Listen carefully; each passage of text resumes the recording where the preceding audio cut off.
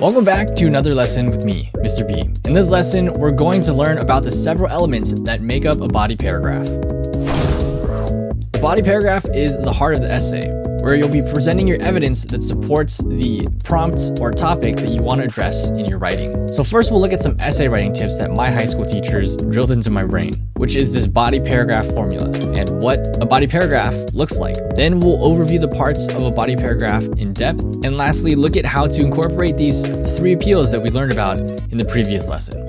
So like I said earlier, my high school teachers taught us an essay writing formula to help us remember what goes in a standard 5-paragraph essay. Typically, you'll have a topic sentence, transition or lead-in, quote, evidence or concrete detail, a proper citation for that evidence, some analysis, and your concluding sentence. So the formula looks like the stuff on the right over here. TS, CDCOM, COM, CDCOM, COM, CS. And each of these acronyms stand for something, which is the stuff we just reviewed in the previous slide. So TS for topic sentence, CD for concrete detail or evidence, including your citation with that, COM for analysis or commentary. Then you repeat that process again for the second half of the paragraph because you need at least 2 pieces of evidence in a standard body paragraph. So some things to take note of. CD means concrete detail and COM means commentary. This was the language that I learned when I was in high school, and it was very confusing because why not just call it evidence and analysis? But you never know, you may run into a teacher or professor in the future who uses this language. So the formula to the right, if you notice, it doesn't include the lead-in or the citation. It was assumed that you always remembered your citations and your lead-ins, and personally I always forgot it, so I ended up losing points on my essays.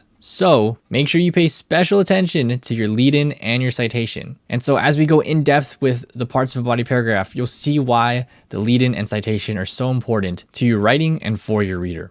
Now let's take a look at what are the elements of a body paragraph. As we saw in the formula, there's your topic sentence, your lead-in, the evidence, your citation, analysis, and concluding sentence. Starting off with your topic sentence. This is the first sentence of your body paragraph, and it tells the reader what you will be discussing in this paragraph, specifically one of the topics you addressed in your thesis. This is how it ties back to your thesis statement. And because of that, it's almost like your thesis statement for the body paragraph. Now let's look at the example over here on the right. It says that Star's family is a controlling factor in the power of her voice. So this example does have an arguable claim. The writer is stating that Star's family is the controlling factor over her voice. And that controlling idea is also that, but focusing on that theme of, does your voice matter? And then all other sentences and parts of the body paragraph will support this topic sentence. So now we'll need something to transition us to the evidence we're providing that supports that claim of Star's family is a controlling factor in the power of her voice, which brings us to our lead-in. The lead-in briefly identifies who is talking to whom, where, and when in the plot the passage occurs. And for formatting reasons, it's not my rule, after your lead-in, there must be a comma preceding the quoted evidence or concrete detail that you're going to provide. So a lead-in for the example could be, Lisa is not convinced that Star needs to make a statement on Khalil's death when Uncle Carlos advises she speaks with the detectives, comma. You gotta make sure you have that comma there, all right? So we've given enough context to know who is talking, who they're talking to, where and when they're talking. And though there isn't a specific place or location stated in this, it does let us know that the where part is the conversation between Lisa and her brother, Uncle Carlos. But if you would like to, you could be more specific and say, at Star's home, Lisa is not convinced, etc., etc.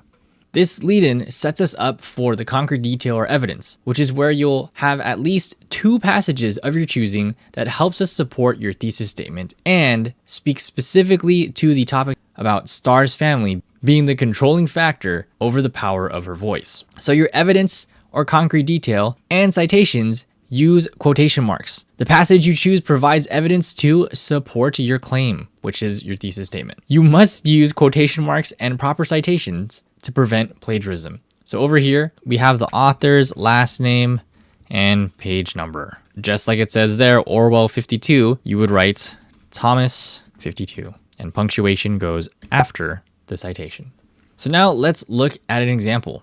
Uncle Carlos sighs. Lisa, the sooner she talks to the detectives, the better. It will be a simple process. All she has to do is answer some questions. That's it. So if you notice here, just to point this out, the citation is present and the punctuation goes after. In the case of this example, it's clear that the writer did not include the author's last name. Typically, when you're using one source, for example, we're writing about one book, you don't necessarily have to include the author's last name because there isn't multiple sources you're referring to. So you don't have to let the reader know that, hey, I'm referencing this author now or this author. Rather, we're just using one source, so you don't have to put the last name. But for the sake of practice and learning, include the author's last name. Now that you've stated your evidence, it's time to explain the big so what. And how does this support your thesis statement and your topic sentence? And you'll explain that by using analysis or commentary. At the minimum, you want to have 2 sentences, which answers the so what and analyzes your evidence. A good rule of thumb is for every sentence that you have in your evidence, you want to have at least 2 sentences of commentary or analysis. So your analysis or commentary, it takes place immediately after the evidence and explains how the evidence or concrete detail supports your claim. This is where you analyze a close read how the evidence connects back to your topic sentence and your thesis statement. So let's build on that example. This conversation between Lisa, Maverick, and Uncle Carlos shows how Star lacks control over her own voice. Although she comes from a strong family, she lacks agency to speak out for herself.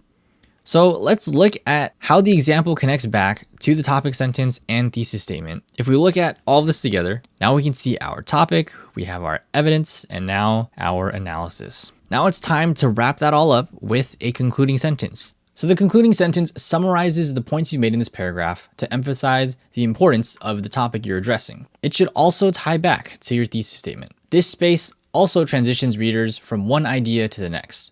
How does your first idea relate to the next body paragraph that's coming up? So here's the example. Star has yet to realize the power in her voice. It is clear her insight on the shooting matters and will have an influence as tensions rise around Khalil's death. So let's take this example and see how it looks in a body paragraph using the essay formula that I showed you earlier. Now take note that this is only one CD-COM-COM sequence. This is what it looks like altogether. Star's family is a controlling factor in the power of her voice. Lisa is not convinced that Star needs to make a statement on Khalil's death when Uncle Carlos advises she speaks with the detectives. Uncle Carlos sighs. Lisa, the sooner she talks to the detectives, the better. It will be a simple process.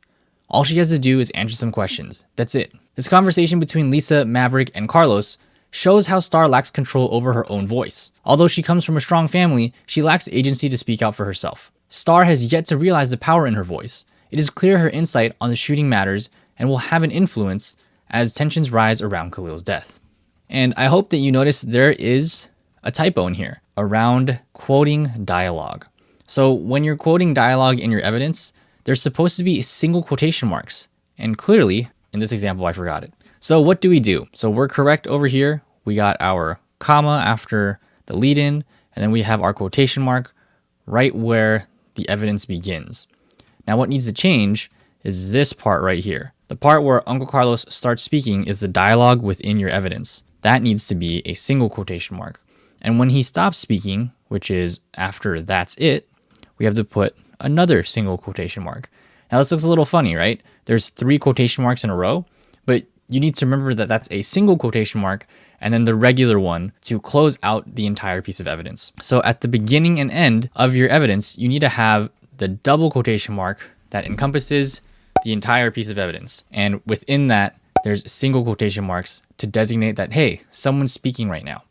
So up next is a little check for understanding. There's going to be 4 quick review questions to check whether or not you remember what we just reviewed about body paragraphs, because that was a lot of information.